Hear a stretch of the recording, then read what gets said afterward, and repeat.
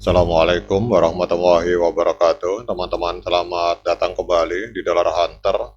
Jadi di sini kita akan update informasi mengenai perkembangan dan situasi terkini yang terjadi di seputar dunia cryptocurrency, teman-teman.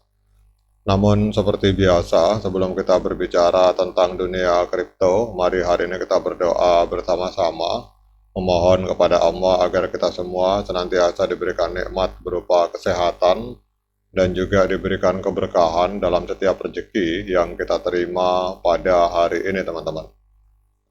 Oke, teman-teman, hari ini kita akan jalan-jalan ke sebuah media online yang bernama CryptoSlate. Jadi CryptoSlate ini adalah sebuah media yang juga menjadi rujukan bagi para investor maupun para trader yang bermain di dunia kripto, teman-teman. Ini ada sebuah informasi bahwa aliran dana ETF Ethereum yang dimiliki oleh BlackRock ini melampaui ETF dari Bitcoin, teman-teman. Jadi kalau kita lihat di sini dalam sebuah laporan dari media ini, pada tanggal 30 Juli 2024, pasar ETF mengalami perubahan yang signifikan, teman-teman. Dengan data dari Fireside, investor ini menunjukkan bahwa ETF Ethereum BlackRock atau ETH ini telah mencatatkan aliran dana yang mencengangkan melampaui ETF Bitcoin BlackRock EBIT dalam hal aliran dana, teman-teman. Jadi dalam video ini kita akan membahas secara mendetail bagaimana BlackRock sebagai salah satu pelopor dalam investasi ETF telah mencapai pencapaian ini, serta apa dampak dari perubahan ini terhadap pasar cryptocurrency secara keseluruhan, teman-teman. Kalau kita lihat di bulan Juli ini, teman-teman, ini untuk ETF-nya ada di angka berapa ini, teman-teman, ini? 74 untuk Bitcoin, sementara untuk Ethereum ini ada di angka 118, teman-teman. Ini dalam miliar US dollar, dalam juta dolar. Jadi selama beberapa waktu terakhir ETF Bitcoin BlackRock IBIT telah menunjukkan performa yang mengesankan. Namun pada tanggal 30 Juli 2024 terjadi perubahan signifikan. Jadi data dari Fireside Investor menunjukkan bahwa ETF dari Bitcoin mengalami aliran keluar sebesar 18,3 juta US dollar, teman-teman. Ini aliran keluar sebesar 18,3 juta. Mungkin teman-teman kelihatan ini warna merah, teman-teman. Jadi aliran keluar sebesar 18,3 juta yang menandai aliran keluar pertama sejak tanggal 23 Juli, teman-teman.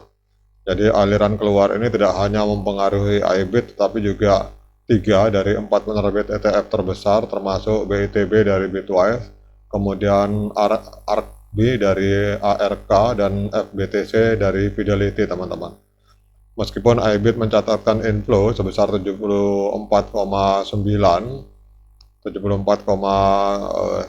juta US dollar pada hari tersebut, mengangkat total aliran masuknya melewati angka 20 miliar US dollar. Namun tren ini menunjukkan adanya perubahan dalam minat investor terhadap ETF Bitcoin, teman-teman.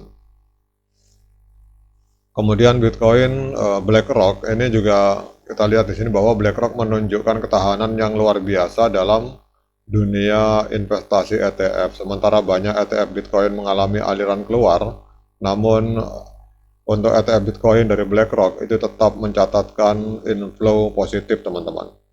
Pada tanggal 30 Juli, IBIT berhasil menambahkan 74,9 juta ke total inflow-nya. Nah, sementara ini kalau kita lihat di sini, untuk ETF Bitcoin BlackRock itu sedang menghadapi tantangan, namun untuk ETF dari Ethereum BlackRock yang bernama ETH ini malah mengalami kenaikan, teman-teman. Jadi ini kalau kita lihat tabel, ini tabelnya ada BlackRock, Fidelity, Bitwise, 21 Share, PanX, Invesco, tapi kita fokus di BlackRock-nya, teman-teman. Jadi kalau kita lihat di sini, untuk data dari BlackRock, ETH ini mencatatkan inflow pada tanggal 23 Juli. Ini adalah catatan masuk atau inflow terbesar sejak tanggal 23 Juli dengan aliran dana sebesar 118 juta US dollar.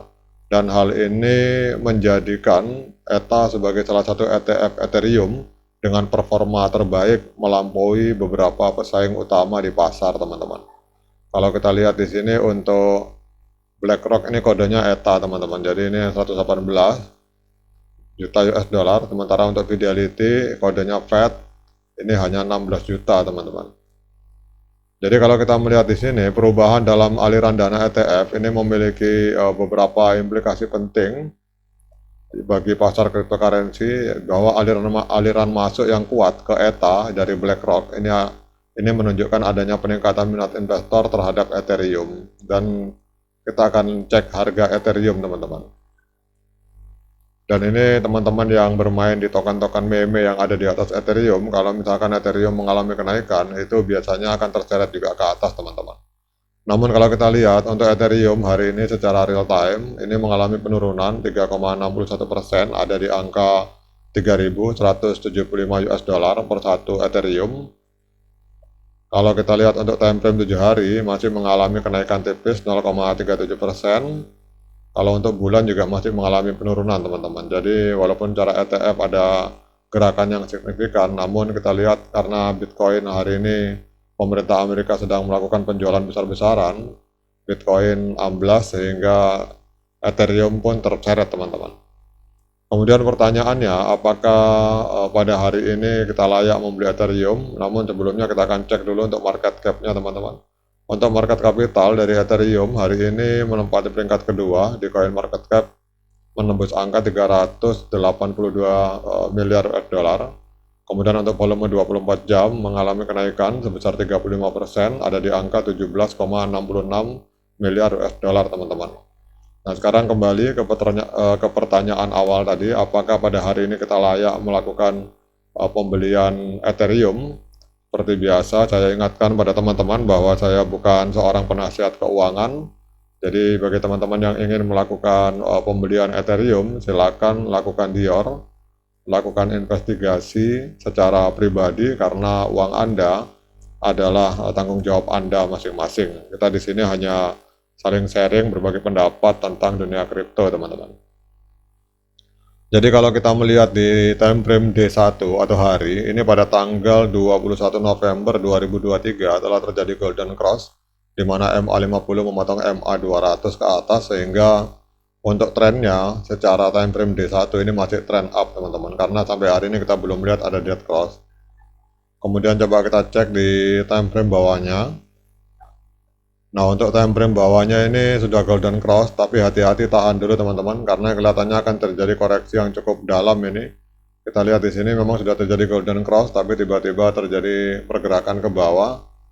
Kita tunggu saja misalkan dead cross, kemudian kalau kembali lagi terjadi golden cross lagi seperti ini, maka mungkin itu adalah peluang yang baik untuk kita melakukan entry, karena biasanya kalau terjadi golden cross di time frame H4 itu adalah indikasi bahwa koreksi yang terjadi di time frame D1 itu telah selesai. Namun untuk kali ini walaupun terjadi golden cross, namun arahnya saya lihat ini mungkin 1, 2, atau 4 jam kemudian akan terjadi dead cross, teman-teman. Jadi harap hati-hati, kita tidak tahu sampai seberapa kedalamannya.